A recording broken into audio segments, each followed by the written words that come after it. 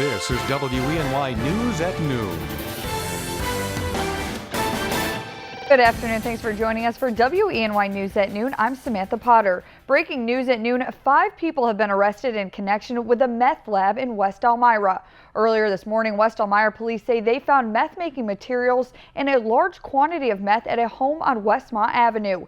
WENY's Leandra Rosa is live in front of the house with details. Leanne, what can you tell us?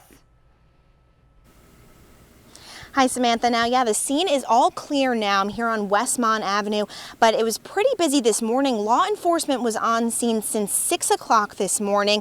They were executing a search warrant at this gray home behind me. Inside, they found a large quantity of meth, and that's when they arrested 4 people. They're being arraigned now. And now the 5th person, he was actually arrested earlier this week, or last Thursday, actually. This stems all the way back to then. That's when police found 23-year-old Joshua Behaler walking in this area. They found him with a large quantity, multiple meth-making materials on him, such as chemicals, multiple chemicals, batteries, funnels, filters, and more. So then after investigating, that's when they were led to this home behind me for the search warrant this morning, and that's when they arrested the 4 others. Now, Joshua Behaler, he was arraigned and he was charged with unlawful manufacture of meth and sent to the Chemung County Jail. And the others are being arraigned right now. So we'll continue to follow this story for the updates. But like I said, the scene is all clear now. And now the homeowner is actually inside cleaning up, didn't know this was happening. And he's just trying to clean up after the situation. He did not want to speak on camera with me. But like I said, we'll continue to follow this story. For now, reporting in West Elmira, Leandra Rosa, WENY News.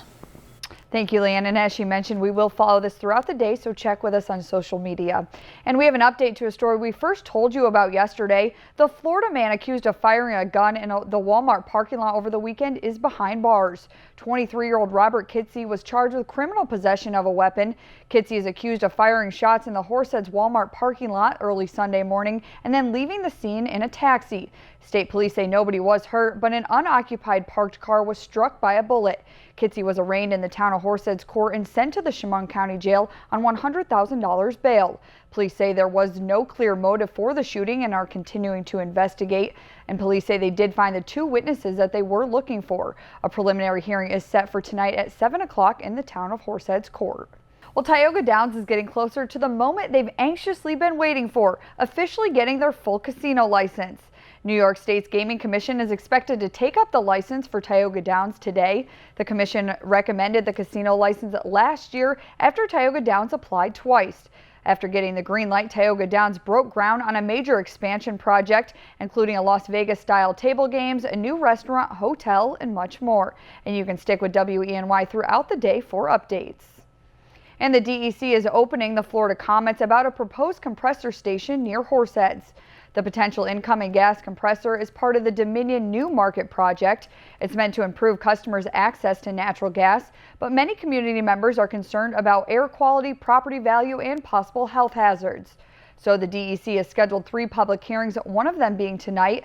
It'll be held at the Triangle Lounge on the Corning Community College campus starting at 6 o'clock. And the Chemung County Meals on Wheels are working to raise money to open a new facility, but they need your help. Due to the amount of work Meals on Wheels does, their current space is too small. So the organization started building a new facility on William Street in Elmira at the end of June. They've been fundraising for equipment and construction costs, and tonight they're teaming up with the Twin Tiers Jazz Society for a jazzy fundraiser. Blue Eyed Soul will perform at the Green Derby tonight from 6 to 9 p.m. There will also be finger foods and a 50-50 raffle. Admission is $10 at the door, and all proceeds from the event will go towards the Meals on Wheels.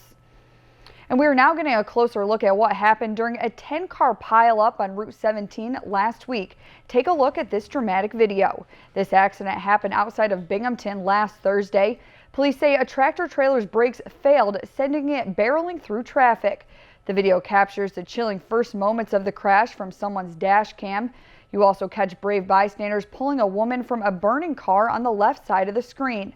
That woman suffered only minor cuts and bruises, and there were no fatalities in the crash. A Tompkins County man is behind bars after police say he crashed his car drunk with kids in the back seat. River Hathaway is charged with aggravated driving while intoxicated, endangering the welfare of a child, and several other traffic violations. Police responded to a 911 report of a one-car crash on Carmen Road in Enfield. An investigation found Hathaway was driving drunk when he crashed his car with his 2 young children in the back seat. He was sent to the Tompkins County Jail on $1,500 bail. And if you're planning to take a drive this Labor Day, you'll likely pay the cheapest prices in more than a decade to fill the tank. AAA says the average price for a gallon of regular unleaded gas is currently $2.22. That's 6 cents more than a week ago, but 27 cents lower than the same time last year. But AAA says if current trends hold, Labor Day gas prices should be at their lowest since 2004. And some promising research in the fight against Zika. Scientists have discovered that 3 existing drugs could be useful in counteracting the effects of Zika.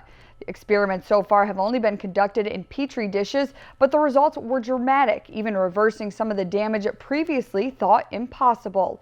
The drugs are currently used to treat cancer, hepatitis C, and parasitic infections. Still, it remains unclear if the drug combination can penetrate a woman's body to treat the brain of her unborn baby impacted by Zika.